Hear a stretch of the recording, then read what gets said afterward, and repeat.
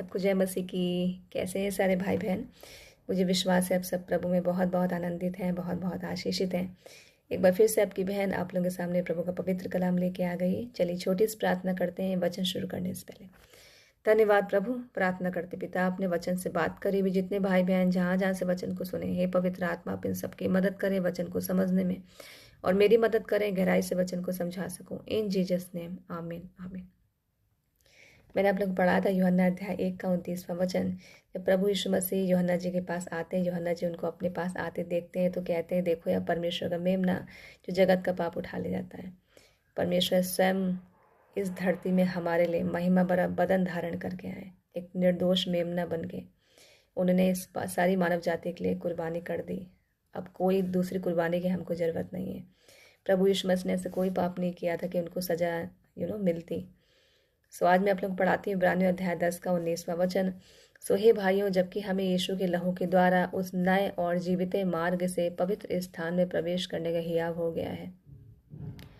यीशु के लहू के द्वारा ही हम उस परम पवित्र मार्ग में जाने का साहस कर सकते हैं। हियाव मतलब होता है साहस।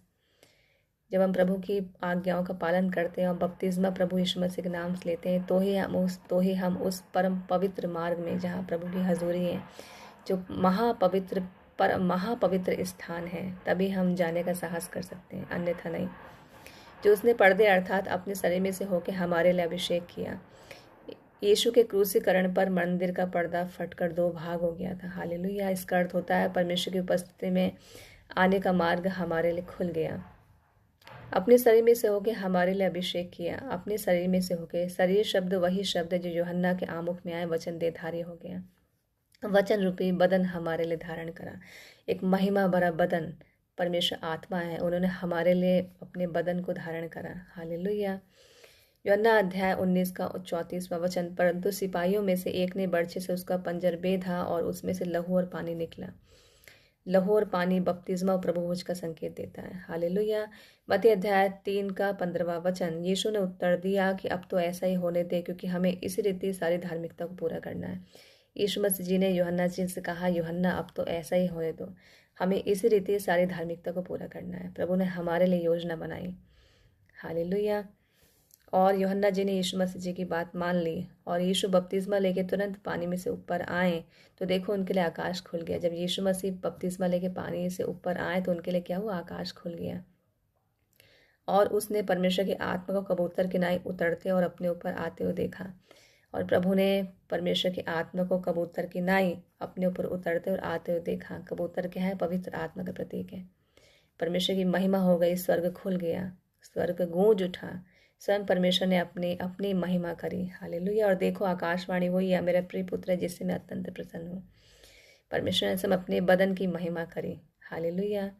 स्वर्ग में पिता का कोई बेटा नहीं है, उन्होंने महिमा भरा बदन हमारे लिए धारण करा। स्वयं प्रभु यीशु मसीह परमेश्वर है, स्वयं प्रभु यीशु मसीह पवित्र आत्मा है। हालेलुया। सो हम भी अगर प्रभु की आज्ञाओं का पालन करते हैं, प्रभु यीशु मसीह के नाम से बपतिस्मा लेते हैं, हमारे लिए भी आकाश खुल जाता है। और यही सेम भविष्यवाणी हमारे लिए भी होती है, मेरा प्यारी बेटी और प्यारा बेटा है।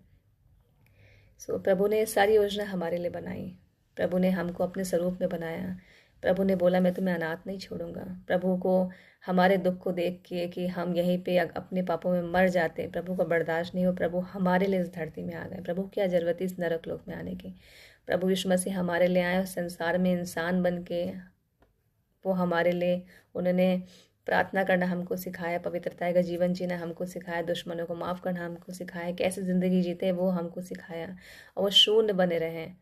उन्होंने सेवा करवाने के बजाय खुद अपने चेलों की, अन्य लोगों की सेवा करी। अपनी पूरी ज़िंदगी, जितने साल भी वो इस संसार में थे, उन्होंने सबको अपनी ज़िंदगी को समर्पित कर दिया सबके आगे।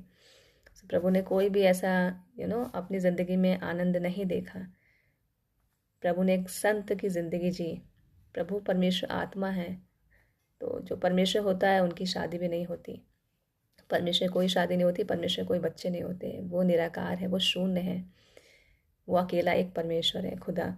सो वचन में बने रहिए, अड़े रहिए, खड़े रहिए, वचन को बार बार पढ़िए, पवित्र आत्मा की सहायता मांगिए। वचन पढ़ेंगे तो आत्मा से भर जाएंगे और सब प्रभु यीशु मसीह नाम से बपतिस्मा लें, क्योंकि प्रभु यीशु मसीह नाम के बपतिस्मे में ही छुटकारा है। फिर आपके सामने आऊँगी। अपना ध्यान रखिए, अपने बड़ों का ध्यान रखिए, सबका ध्यान रखिए। सबको जय मसीह।